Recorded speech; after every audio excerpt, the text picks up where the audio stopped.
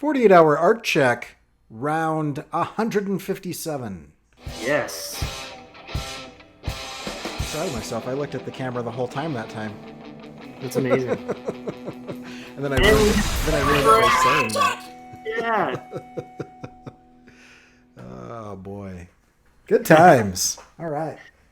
Good Should have times. adjusted this So before, but... you just returned from a crazy birthday party Oh, yeah. I'm tired. full of lots of kids. So you must be just filled with energy at this point. I did cartwheels all the way over here. Yeah, it was nuts. It was Maddox's KMM, which is Marshallese first birthday. The infant mortality rate is high enough to where they celebrate first birthdays. It's like a big deal. And so it was fun. It was really good. We had lots of friends and family come in, and people traveled from some people came from like an hour and a half away. It was good. We had a big bouncy castle, and my friend catered it. She's just an incredible cook. So it was good. It was a good party. I think I was telling you beforehand there's some crazy octagon cage match style things happening in the bouncy castle. And so a couple of the kids got a little bumped and bruised and stuff, but it's fun. Everybody had a good time. So, and it's funny watching. It's really tough when they start grappling, man. Yeah, it's funny watching Maddox because some kids are like, "Oh, cake!" Right? He just takes two little fingers and just one pinch at a time, and he did that for like 20 minutes. He took down a ton of the cake, like more than we kind of wanted him to, and because we were like, "Oh, this will take forever," but he was really consistent with it, and so we kind of stopped paying attention for a minute, and then he ate a ton of the cake. So I was kind of expecting him to kind of not keep it down, but he did. So, and that's his first time having sugar, I think. Anyway, so yeah, it was a good party, and I'm exhausted. That is, if there's any time your first birthday is a good time to have some sugar. Yep. Um, that's awesome, though. I'm glad. Cool. So should we jump in? Yeah, let's do it. I did not get a ton done. I've just been slammed, and a lot of family stuff going on, a lot of other things. But I was able to spend some time going through, and this doesn't look that much different. But a lot of it is mapped out, and so I'm creating lists of assets, and so I've narrowed down the scenes that I have, and the assets that I have, and so you can see I have like this character, and then I have this character sitting, and then I have this character 3/4 front, and then I have this character side, and then I have this character, and so I do the breakdown of like each character and the views that I need for the scenes that I have mapped out, and so I've narrowed all of that down. So not a lot of visual work to show, but maybe 90 minutes of fine tooth comb, making sure that I have all the things, because I'm in kind of the planning stage at this point, and I once I hit production, I want to have everything mapped out, and so Nice. that's kind of what I'm doing. How about you? So I got a little further actually than I thought, because I thought I'd be at the point of just starting inking, maybe having the borders and lettering, but I managed to finish the majority of the inking for panel 1, and so that's pretty cool. So I'm pretty excited about the progress and stuff on it. So. Cool. Yeah, it's looking really good. I like that. Yeah, I'm kind of thinking those trees need some value because it's pretty open, like the top of the page, and possibly some sky, like clouds or something. Yeah. So, but I also don't want to overdo it, so I might lay like a sheet of tracing paper over it and just kind of sketch it and see how it looks before committing to adding that, because I don't want to overwork and then have to white out a whole page. You could, you could snap a pic of that with your phone and just mock it up in Photoshop real fast and see if you like it. Yeah, that's actually not a bad idea too. That might be quicker than the tracing paper route. So.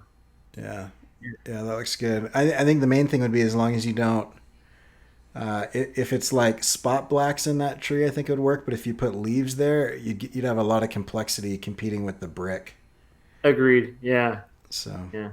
cool. So yeah, it's either going to be just like spot blacks that are kind of shadows, Mm-hmm. or it's just going to be left blank. I'm not quite sure. Yeah, So cool. That's awesome. As far as challenges, I mean, just time. yeah, We've got guests in town. It's approaching the end of the semester. Um, some challenges, just kind of like getting started with stuff. Like it's taking me longer than it should. Like once I get to my studio to like do stuff. mm, Kind of that level of resistance. yeah, I think I'm still kind of slumping out of the like the downtime after you finish a project, like that kind of yeah, in between twilight zone area where it's just kind of like, and so I'm not as productive with the little time that I do have as I could be. I think that's the main challenge, is just kind of like a mindset, because the time thing, that's always a challenge. It's maybe a little bit more now than other weeks, but that's mainly what's going on with me. yeah. Well, I mean, planning like a big birthday party and stuff too, on top of like finishing up a semester is pretty time consuming. Yeah. But yeah. If you're feeling a slowdown when you're sitting down at the desk, that might mean you got to hit the pavement again. Yeah, I need to. Yeah, for sure. There's some momentum I need to figure out, but I mean, like from like this morning all the way through school all day, straight to the party until like 10 p.m. I didn't even see my house, and so you Yeah, know that's kind of like I haven't done anything today on like a yeah, side project. I will after this, but yeah. I suspect that wouldn't even be possible for today. Like that was a pretty busy day, man. yeah. Yeah. So, how about you? What challenges? So mine are like the wife and kid are out of town, and we talked about this last time, and I think you and I are very similar personalities where I usually go one way or the other. Yeah. Like I usually either like triple my routine so that I just overwork and barely sleep, or I completely zero out my routine and like just like become like bachelor dude, like Right. ordering pizzas and like playing video games and stuff. So that's been the challenge, is just mentally trying to retain like a pattern and being like, okay, I'm gonna do my workouts, I'm gonna like hit the desk and stuff like that, and then also just similarly like just kind of trying to maintain a schedule with that. I know it's a weird thing, but it just throws off Yeah. my whole vibe when that's the case. But it's been really fun. I've caught up on, like, I managed to watch the last season of Stranger Things finally, Oh, cool. which is like I don't get to binge watch shows, but now I have like these little extra windows of time. So That's rad. yeah, and getting a little further on the comic, but trying to be cognizant of it so I don't like burn out, Right. because that is one thing. I think we've both talked about that, but one thing that's nice about having a supportive other in your, like, in your relationship or whatever, is having somebody to be able to be like, dude, go to sleep. Yeah. you know Yeah. uh, when like, and so that's something I kind of have to step in and try to do myself for like the next week or so. Yeah. So yeah, not a big deal. Anyhow, yeah. Cool. So what are your plans? As far as plans go, more of this. I'm going to experiment with some styles. There's some stuff that Mike Roush has done. He's with Titmouse Studios, and where he's incorporated like photographic backgrounds with like illustrated and animated characters. And I think I might do that because I really like how it looks. And it Yeah, also will save me some time. And I realized that I was gonna do like 100 days of animation again, but I actually only have about 50 days. So it's about half the time. And the last time, the 100 days of animation, I learned a lot and I got a lot done, but I didn't finish a short. And Yeah. so since this one I'm trying to finish, there's some of that. And so I'm going to experiment a little bit with that and then just more kind of asset preparation. Some of the characters are designed already, and I've already illustrated them. And so I've got to kind of reverse build them where normally when I'm doing it, I would like illustrate them in a specific way with layers separated and things like that. Whereas I never intended to animate these characters, Yeah. but they fit into this story really well. And so it'll be some work. It'll be less work than if I was illustrating them from scratch, but it'll still take a few hours per character to kind of clone stamp everything and break them up into parts and all that. So a lot of that is going to be happening over the next couple days. Nice. How about you? So yeah, I mean, my plan's basically just to try to finish this page up, and I'm hoping to be done. The last panel is going to be a beast. So like tonight, I'm hoping to like, if you've seen the drawings, like there's just a whole grid of lights on the roof. So I'm actually kind of expecting that tonight before I go to bed, I'll have at least the roof finished. Just all the ruling and lines and stuff on that. Um, that's the beast of like doing backgrounds. Like I always get annoyed when I hear artists say they're bad at backgrounds because I don't know any artist who's good at backgrounds. Backgrounds are a pain in the butt, but like it makes all the difference Yeah. to spend the time to do like a really good perspective background because it just makes your art look better than it is. Because once again, it's most of, especially building backgrounds, is just a lot of labor, and it's just labor and ruling and I think it's that way for most people. And some people are really quick at it, but I don't know. I guess my point is why that's a pet peeve is because I think I, I I don't think I've met an artist who's like, yeah, backgrounds are great. That's my favorite thing to draw. Right. You know, it's Uh, like so being, you're saying you're not a fan of just like putting like a blue gradient behind a talking head. I'm completely a fan of that. I tried to get away with that a lot on one of my comics. So if you're ever curious, you can probably maybe check that out on joshuakemble.com. Try to Cool. figure out which comic did I just do flat colors and float. Oh, that's funny. All right. So we should we jump in? Let's do it. Okay, we got Victor in the chats. How's it going, man? Hey Victor, how you doing, man? All right.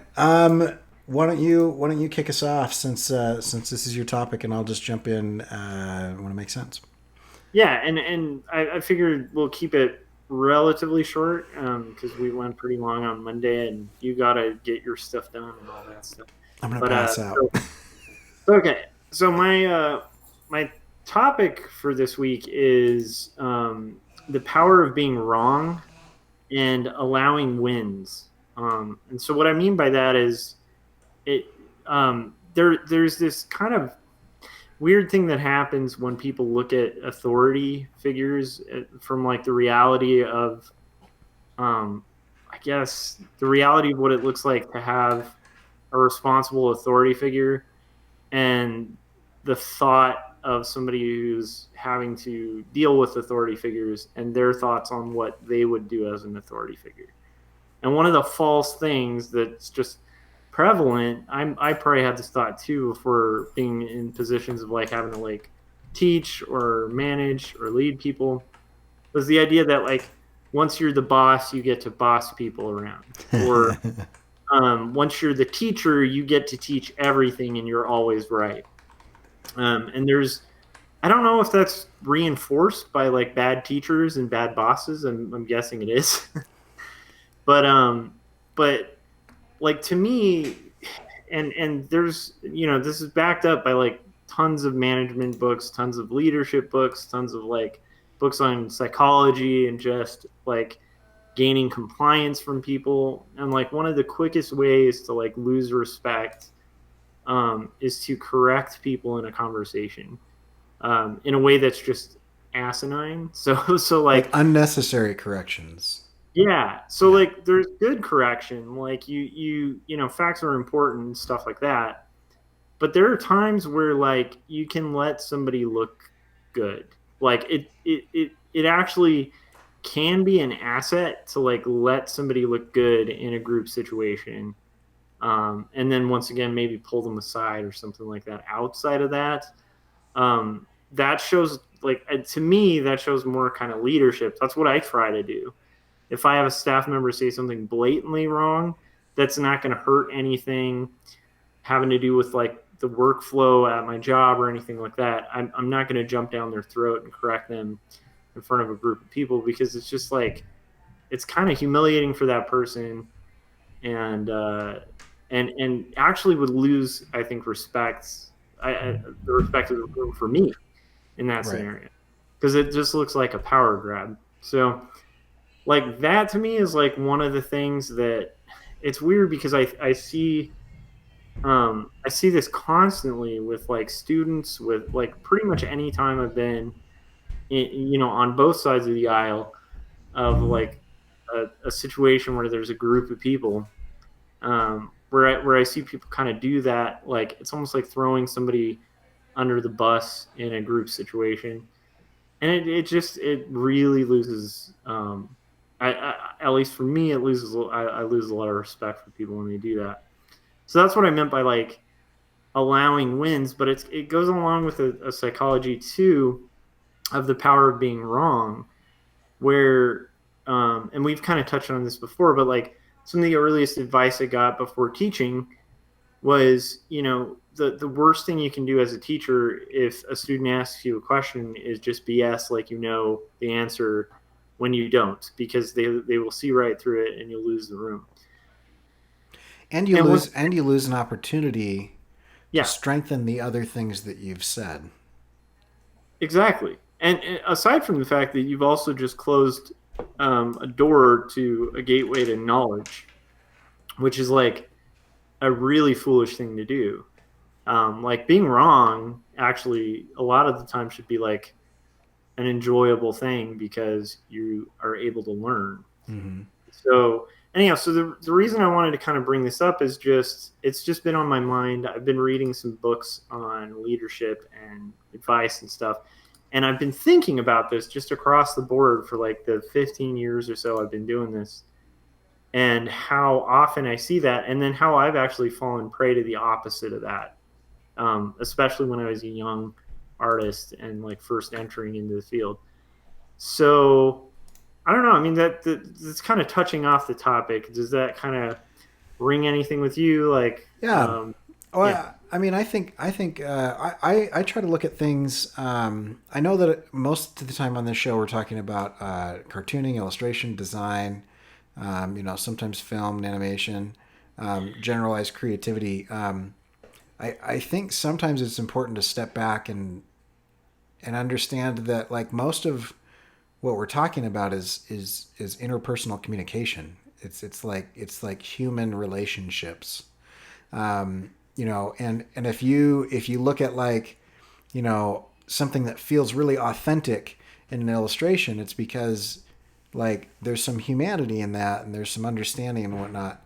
And I think that so these are like kind of foundational principles. And the reason that I bring that up is like literally just like right as I got home, my daughter and I, she's really strong-willed.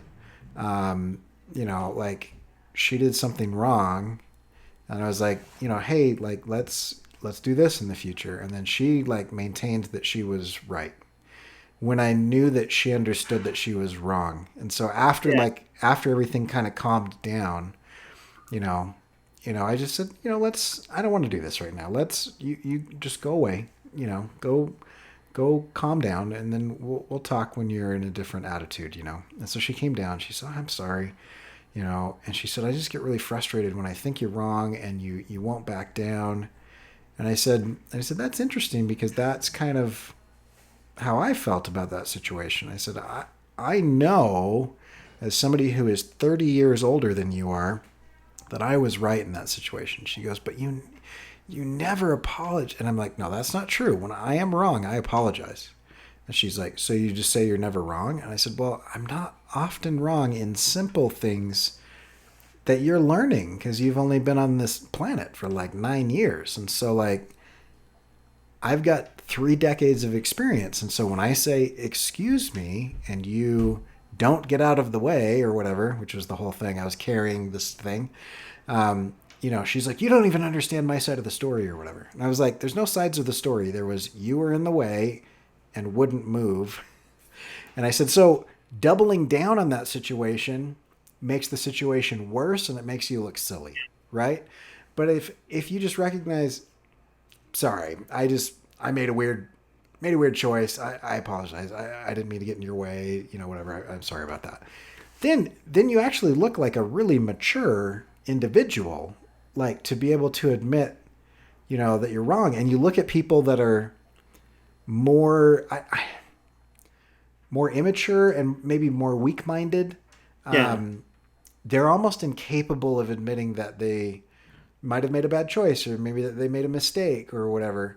And I try really hard when I recognize, especially in parenting, that was not great, And Yeah. I'll go to Scarlett and say, hey, listen, I shouldn't have done that. I'm sorry that I yelled, or I'm sorry that I said this, or whatever. Like that was my bad, and it's an interesting thing to think about, like those that cannot like settle in their mind that being wrong is okay. They Yeah. tend to be very fragile. They tend Yeah. to be maybe either quick to anger or quick to defense or quick to being reclusive or something. They have some sort of mechanism to cover for the fact that they can't say, oh, yeah, I just didn't know, or I made a bad call or whatever. And it's interesting because I remember talking to somebody about this years ago, and it's about self-identification. If I identify as something and then I do something wrong or I don't know something in that sphere, it becomes an existential identity crisis.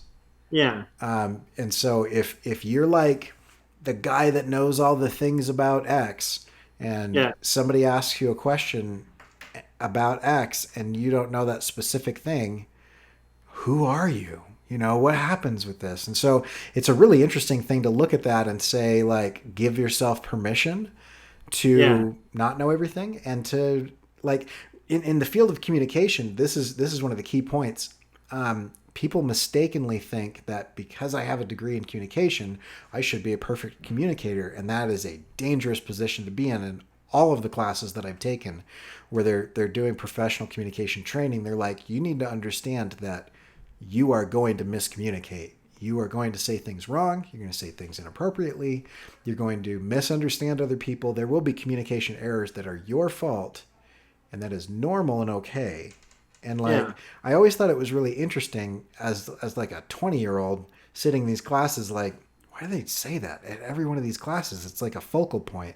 And then I realized, like, oh, the humanity of that, like if I identify like I'm a communications major, so I can never communicate poorly or whatever, Yeah. then what happens when I communicate poorly? Well, all of a sudden my identity is in question and I don't know who I am anymore. But if it's just Yeah. like I'm a person, and these are things that I know how to do, and these are things that I don't. And sometimes I do these things well, and sometimes I don't. That's different than like I am this, and when I do that poorly, it means I am poor. I am Yeah. bad. Yeah. I agree. I think it just kind of comes down to like vulnerability, because like like at least it's my experience, but the most insecure people I've met tend to speak in really big absolutes. Yeah. And so it's always like whatever they communicate 100%, 100%, like absolutely. completely. This is the only way. That kind of thing. Like very rigid black and white thinkers. Um, and not that there aren't black and whites, but my point is just that um, for people who like their whole life, every decision, every opinion they have is black and white, right? And like once again, every mistake they make is not their mistake because they don't make mistakes, that kind of thing.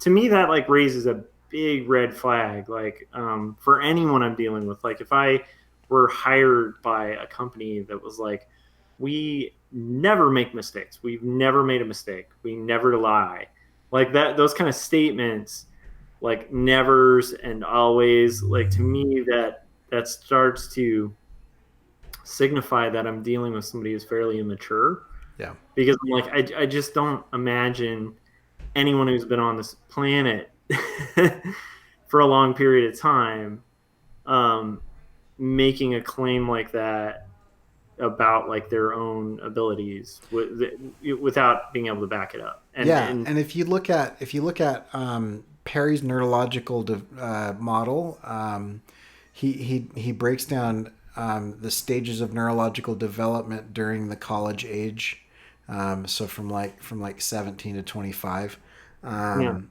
and and the earliest stages are exactly what you're describing. Like everything is black and white. There's authority and there's the receivers of authority. Like there's authority that has the knowledge, and then there's people that have no agency that receive the knowledge from the authority. There are absolute answers, and complexity is almost incomprehensible in the nuance and the complexity of things. Like you tell somebody in that stage about something that's a gray area, and oftentimes their response is anger or yeah, or frustration, because it's like, why are you making me feel cognitive dissonance? And it's like, yeah, well, because the world is gray, you just don't actually have the neurological ability to understand that yet. But the interesting thing is, like, as you progress, you the next stage is like that you withdraw from authority because you're frustrated about the fact that authority is fallible. But then you look at like all opinions as being equally valid regardless of expertise or anything. It's like, well, that's his opinion, man. Then beyond that, you start to say, you start to see like the nuance instead of complexity, but your yeah, ability to like understand that nuance and comprehend and judge that nuance is really hampered.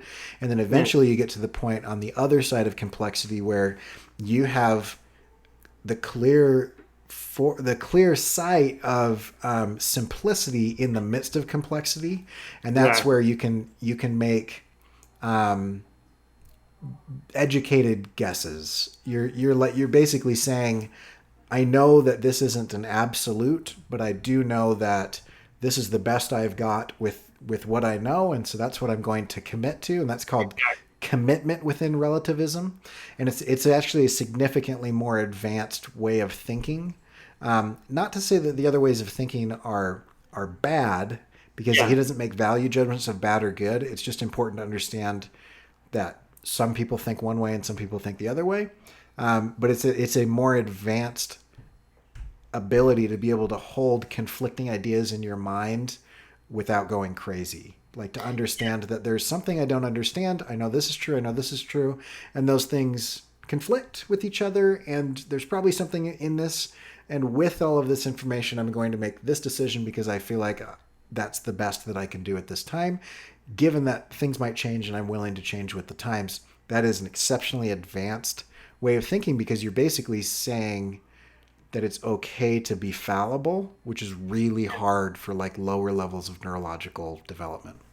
yeah, I agree. And so I guess like where this would like tie into art is like and we've kind of dealt with this with critique, but I guess there's a way to kind of tie it in with that, where let's say what do you want out of showing your art to like a peer or to someone you admire or to a publisher?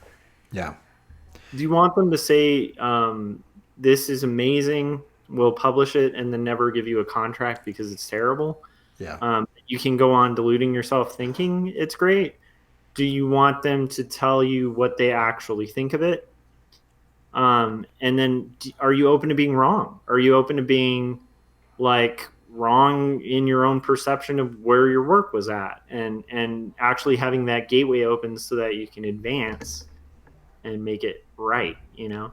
And the interesting thing is, I think that at different times and in different situations, each of those is an acceptable desire.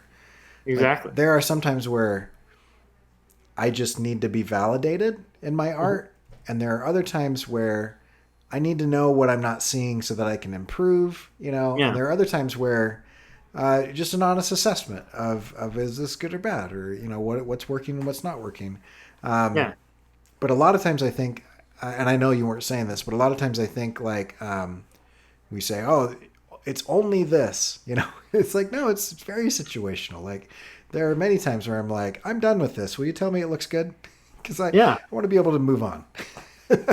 No, I think that's where like an honest assessment of that is good too, because Yeah. there are times where you just, maybe that is what you want to hear.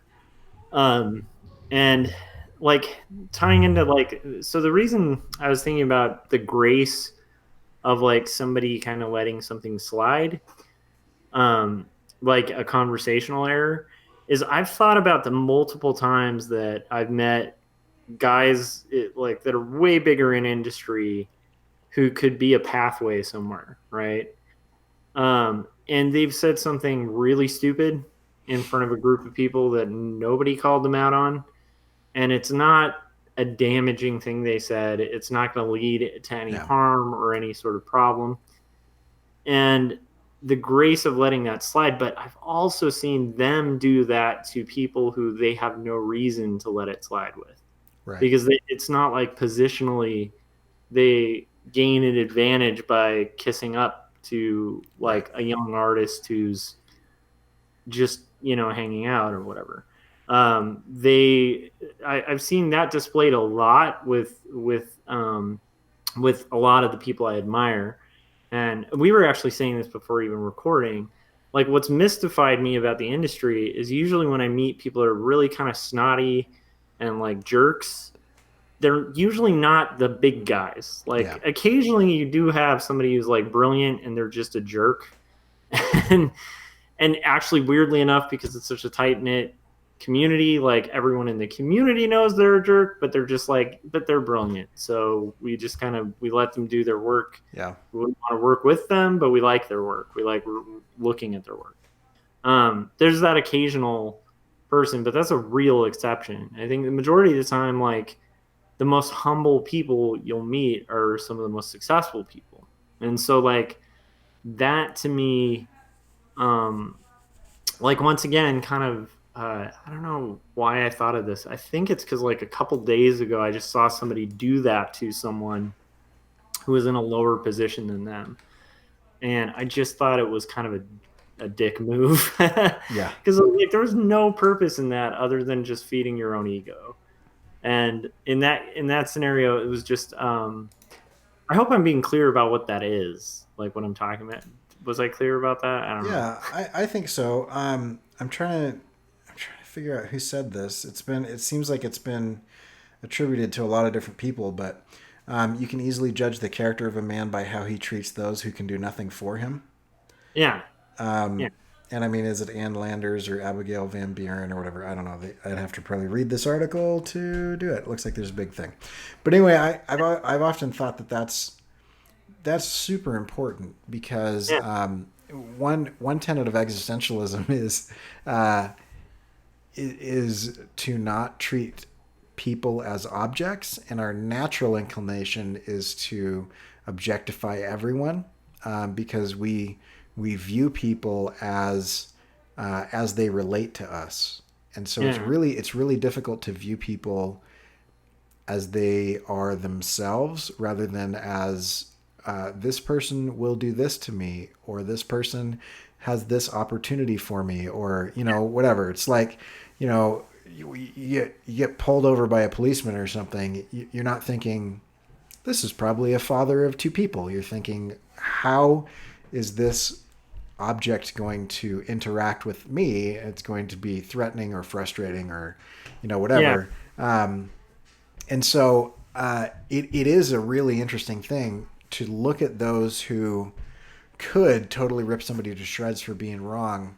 because, the person who was wrong was in a position to do literally nothing for that person. Like Yeah. there's no benefit that this person could get by kissing up to them or being nice to them or anything, and they treat them well anyway. Yeah. That says a lot about that person.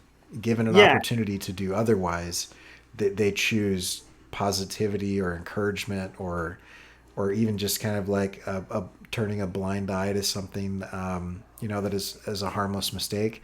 That's I think really important. Yeah. And I guess what I was getting at is like I'm just mystified by like when I talk to younger artists, they tend to have this perception that like authority is pointing a finger, telling people what to do, always being right, and literally like never admitting mistakes. And I I could say if you're going to be like a high pressure like New York car salesman, that might be a good route if you're going 50, to do 50 years ago. yeah 90 years ago. But I'd say the majority of the time, I think there's kind of like I think that works if you're running a dictatorship. Right. And then there's real downsides to a dictatorship because you create a real situation where basically the second anyone else isn't within even a quotient of your power, they're a threat, and they will be a threat because they're not pleased with you. They're just doing what you say because you're forcing them to. Yeah. So the second that person's in a situation where they can then flip it around, they will. Right. And so that's the downside. And so that's a real sort of Damocles kind of situation where it's like I don't want to be in that chair. Right. Um, but I think the other tactic of leadership where it's and like what's gained my respect for a lot of people that I've seen that are kind of higher up is people who are willing to admit mistakes. And this does not mean a pushover who owns mistakes that are not theirs. I think that's silly. But like somebody who's willing to own up to their mistakes, kind of admit wrongs, course correct very quickly, rather than having like a like Cory was describing, like a mass existential crisis. Um, because and this happens to young teachers. I mean, Cory's probably seen that happen possibly with peers. I don't know. But I have heard that from a lot of new teachers where it's like the first time, and I felt it the first time I was in front of a room, and I was like, you already feel kind of weird because there's the whole like, do I should I even be here kind of feeling when but you're kind of stepping into that role. And the first time you have a student ask you a question, you have no idea what the answer is. It in your bones, it's like a very embarrassing scenario. Mm-hmm.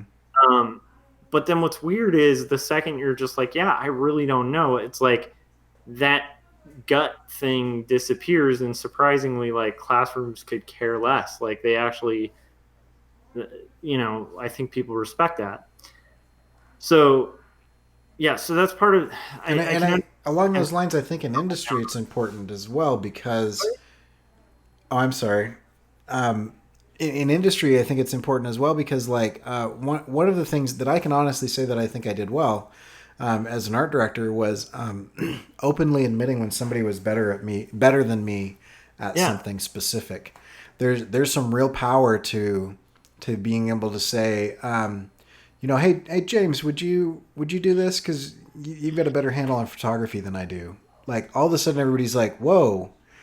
Did the leader just admit that some of us have specific skills that are better than his? Because yeah, that opens up a whole new level of teamwork and a whole new level of production where people are like, so we're a team. This isn't like a dictatorship. This is yeah, like, you know, like we're going to be used for our strengths and yeah, be put in places. And what's interesting about that is once you start doing that, it again, the same principle as in the classroom as in the workforce. It's like it strengthens what you choose to take on. And Yeah. so as an art director, when I say I'm going to grab this project, because I was also saying, hey, because you're probably the best out of the five of us to do this thing. Would you mind doing that? And I include myself in that. Would you mind doing this? It makes assignments, and it makes teamwork, and it makes collaboration work a lot better. Yeah. Just kind of openly admitting like, hey, I really appreciate that. Like I learned something from the way that you did that. Yeah. They're like, whoa, that's weird, because most people are too terrified to admit like, well, what if somebody in the group is better than me at something? Yeah. Then I shouldn't be in charge. The fact of the matter is they probably are better than you at something. Yeah. Especially in a leadership position, you're going to be foundationally very wide, probably Yeah. with some very specific skills, but you're not going to be an expert at every skill. Yeah. And so you need to hire the people that like strengthen your weaknesses, and then admit to them that that's why they're part of the team. Like, I appreciate the fact that you do X because we need on this team somebody who does X better than I do. Yeah, agreed. Yeah, and I think that goes a long way to building trust too, because like once again, like I was saying at the top, like the quickest way to lose someone's trust is to introduce yourself. Hi, I'm so and so, and I never lie. It's like, okay, we are I'm a not going to get very along. honest person. Yeah, I'm completely honest. I don't like dishonesty. Okay, well, now I'm not necessarily trusting what you're saying. Right. But yeah, so yeah. Anyhow, it was just a thought on my mind, and but I think it's of value, and it's a weird thing because it's probably like a trope, but I do think that that people should kind of think about that when they're dealing with clients and things like that. Like, imagine you're hiring some. I've actually had this happen. Like, I've had a time where I like ordered food, and the person like taking the order knows the meaning of what I was asking, but it was misspoken in a way, and they correct my grammar on it. That's a real quick way to like lose the respect of the person who's conducting business with you. You know what I Right. mean? And it's like, imagine that if that's like you hire an artist and then the artist has that attitude with you. Like, Yeah. it's just, I think it would be very hard to kind of retain clients and retain the respect of clients with that kind of thing too. So yeah. Anyhow. Absolutely. Cool. All right. Well, that was a good topic. I like that. That was fun.